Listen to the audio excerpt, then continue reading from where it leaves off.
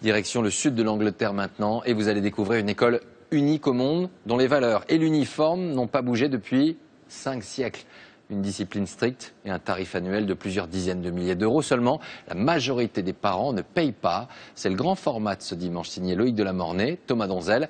Nous sommes bel et bien en 2014. Regardez. Basket et mini-jupe interdits, cela va sans dire. Uniforme obligatoire, cela tombe sous le sens.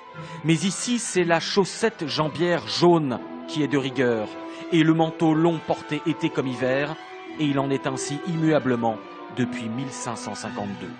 Bienvenue à Christ Hospital, une école anglaise unique au monde dont les valeurs et l'uniforme n'ont pas bougé depuis près de 5 siècles. Quick, march left, left. Left, right, left. Tous les jours, les élèves vont déjeuner en rang et au pas. Left, right, left. Et aujourd'hui, la grande fête de l'école prend des allures de parade militaire. Sous les yeux des parents d'élèves, de leurs professeurs et de la Lord Mayor de Londres, les 800 élèves de la 6e à la terminale défilent impeccablement, dans une tradition anglaise peut-être désuète, mais qu'ils ne voudraient changer pour rien au monde. Je suis fier d'être un de ceux qui portent cet uniforme. Fier, et en plus, il me tient chaud en hiver.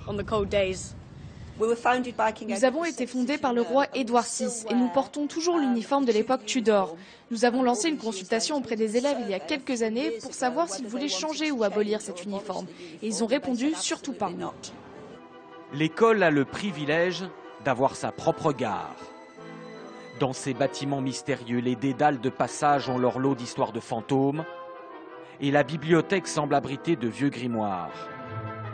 Autour des élèves studieux trônent les symboles des différentes maisons auxquelles ils appartiennent, chacun a sa confrérie. Alors, quand on pénètre dans la grande salle à manger, le doute n'est plus permis. Si vous cherchez l'endroit qui ressemble le plus à Poudlard, la légendaire école d'Harry Potter, c'est bien ici. Les réalisateurs de la saga ne s'y sont pas trompés en s'inspirant fortement du lieu. L'école a finalement refusé le tournage pour ne pas déconcentrer les élèves, mais tous ont l'impression de vivre grandeur nature, la magie des films. Le premier jour, je me suis senti comme Harry Potter arrivant à Poudlard. C'est vraiment magique ici. On a l'impression qu'il y a plein de secrets et de mystères à découvrir. Les élèves ne vivent pourtant pas dans un monde imaginaire. Les matières étudiées sont bien réelles. Les salles de classe modernes. Même s'il y a tout le confort, la discipline est stricte, notamment dans les chambres. L'internat doit inculquer la sociabilité, alors Anna a dû apprendre à cohabiter avec tout le monde. Nous changeons de chambre tous les trimestres et notre chef de maison choisit nos camarades de chambrée. Bien sûr, il sait qui est ami avec qui et il prend généralement la bonne décision. À l'image de cette splendide bibliothèque, les conditions de travail des élèves sont excellentes. Tout cela a un prix. Une année de scolarité ici coûte près de 40 000 €. Mais en réalité, très peu de parents d'élèves paient cette somme et la majorité d'entre eux ne paient même rien du tout. Les parents d'Anna le reconnaissent. Ils n'auraient jamais imaginé que leur fille puisse intégrer une école aussi prestigieuse. Ça a été une très grande surprise quand on a reçu la lettre et on s'est dit « elle est reçue ». C'est une merveilleuse chance pour nous. Pour être honnête, si on avait dû payer, nous n'aurions pas pu l'offrir à Anna. Une scolarité gratuite, financée par la ville de Londres et la charité des anciens élèves. Dans un système éducatif britannique de plus en plus soumis à la sélection par l'argent, Christ Hospital est resté un cas à part. L'école a été fondée par la ville de Londres pour éduquer les enfants pauvres et les sortir de la rue.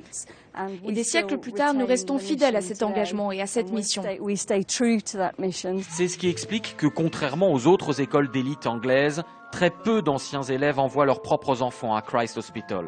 Ils ont quasiment tous réussi socialement et financièrement, et leurs enfants, désormais privilégiés, devront laisser leur place à d'autres, moins chanceux.